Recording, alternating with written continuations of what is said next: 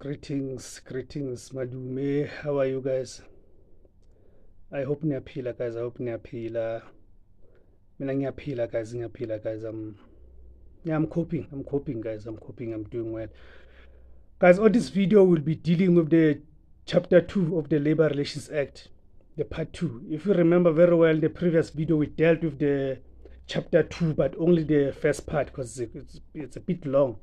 So today we'll be doing the last part of chapter 2, and the chapter 2 is about the freedom of association of the Labor Relations Act, that is popularly known as the LRA, the Labor Relations Act. So that's what we're going to be dealing with today, guys. All right, guys, and thank you very much, guys, for tuning in, and thank you very much, guys, for subscribing to the channel. I see the channel is growing. To those of you who have not yet subscribed, please do subscribe. At the bottom of this video, there's a subscribe option. Please do use it, guys. Subscribe there so we're able to engage, and please share this video as widely as possible. The different media platforms that you guys are using, please do share this video. All right, guys, let's get to that part. So I said we're going to be dealing with the chapter 2 of the Labor Relations Act, the second part of chapter 2, which is about the freedom of association. It's a very important part. The rights of trade unions and employers organizations, right? Every trade union and every employers organization has the right, A, subject to the provision of chapter 4, 1, to determine its own constitution and rules, and 2, to hold elections for its office bearers, officials, and representatives. B, to plan and organize its administration and lawful activities. C, to participate in forming a federation of trade unions or a federation of employers organizations. D, to join a federation of trade unions or a federation of employers organizations subject to its constitution and to participate in its lawful activities. And E, to affiliate with and participate in the affairs of any international workers' organization or international employers' organization or the International Labour Organization, which is known as the ILO, and contribute to or receive financial assistance from those organizations, right? It's got the right to contribute or receive assistance, financial assistance from those organizations that it will be affiliated to. We are talking about the employers' organizations or the federations, the workers' federations, right? Procedure for disputes. If there is a dispute about the interpretation or application of any provision of this chapter, any party to the dispute may refer the dispute in writing to A council if the parties to the dispute fall within the registered scope of that council. When we are talking about the council, guys, we are talking the bargaining councils, those sectors that fall under a particular bargaining council must refer disputes to the council. B, the commission if no council has jurisdiction.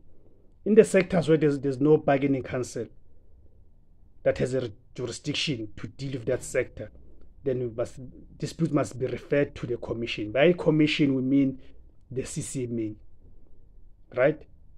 CCMA is a commission for conciliation, mediation,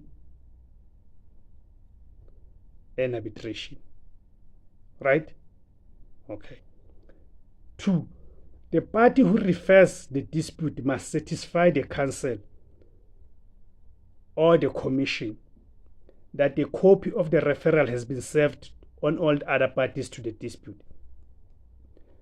I'm not sure how many of you have seen, but in this channel, you can go through. I've done quite a number of videos. I think it's about 4 or 5 videos that explain the process in terms of referring the dispute.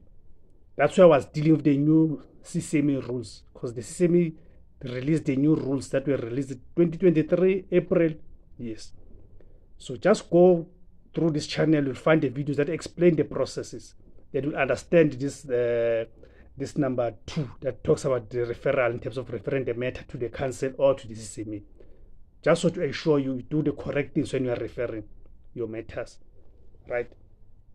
Number 3, the council or the commission must attempt to resolve the dispute through conciliation, right? That's a first step. Number 4, if the dispute remains unresolved, any party to dispute may refer it to the labor court for adjudication, right? Then we go to the burden of proof. The burden of proof, right? In any proceedings, a party who alleges that a right or protection conferred by this chapter has been infringed must prove the facts of the conduct. And B, the party who engaged in that conduct must then prove that the conduct did not infringe any provision of this chapter. All right, guys. That's the end of the chapter 2 of the Labor Relations Act, guys, the LRA. Then in the next video, then we'll deal with chapter 3.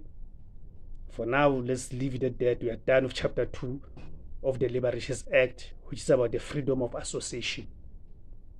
Thank you very much, guys. I really appreciate you tuning in. Please do share the video. If you're using Twitter, please do share it on Twitter. If you're using WhatsApp, please do share on WhatsApp or Facebook or whatever different media platforms that you guys are using. Please do share the video there. Please to ensure that this knowledge and information reaches as many people as it's supposed to reach. To those of you not yet subscribed, please guys, at the bottom of this video there's a subscribe button. Please click on it and subscribe. If you like this video, please click on the like button there if you appreciate this kind of information that I'm trying to provide here, guys. Okay, guys, thank you very much, guys. Lesedi Mabukhanyi.